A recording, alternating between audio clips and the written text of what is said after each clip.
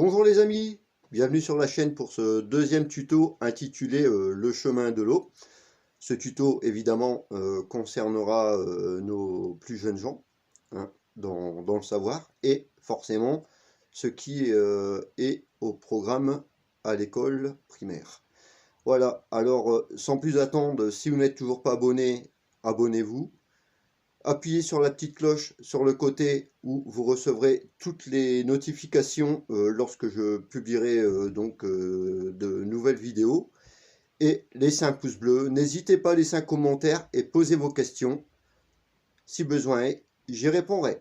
Voilà, alors sans plus attendre, je vais vous mettre face au tableau que j'ai rédigé un schéma explicatif vous permettant au mieux de vous expliquer avec les moyens que j'ai. Voilà, allez, on va tout de suite face au tableau. Voilà, alors dans un premier temps, comme ici indiqué sur le tableau, vous avez l'eau de pluie, la neige, voilà, ce qui alimente nos nappes phréatiques et donc les sources. L'eau de source que vous buvez quelquefois en bouteille, ce qui mène également à l'eau du robinet.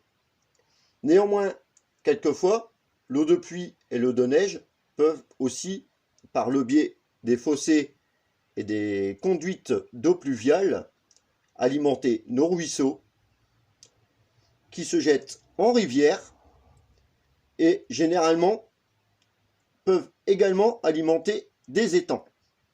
Donc des étangs, ce qui repart en ruisseau ou à la rivière. Ces rivières se jettent dans des plus grandes rivières et donc des fleuves. Des fleuves partent à la mer. Et également, ces ruisseaux et ces rivières peuvent interférer et alimenter des lacs. À la suite d'un lac, bien sûr, bien évidemment, le déversement se fait en rivière. Au côté, vous avez tout ce qui concerne venant de l'eau du robinet. L'eau du robinet, souvent, lorsqu'elle est usée, c'est ce qu'on appelle une eau usée, part aux égouts. Des égouts, ça part à une station d'épuration, où là, il y a un traitement. Et après ce traitement, cette eau se reverse dans les rivières, qui alimentent les fleuves en direction de la mer. De la mer, vous avez l'évaporation, grâce au soleil, qui retransforme en nuages, et c'est reparti pour un cycle, l'eau de pluie, neige, donc l'eau du robinet, les nappes phréatiques, etc. À savoir que tout incident domestique, chimique, technique ou même volontaire, en amont de ces écoulements, aura des répercussions en aval sur l'écosystème. C'est-à-dire que si vous avez un incident ici de pollution, tout ça va s'écouler en aval.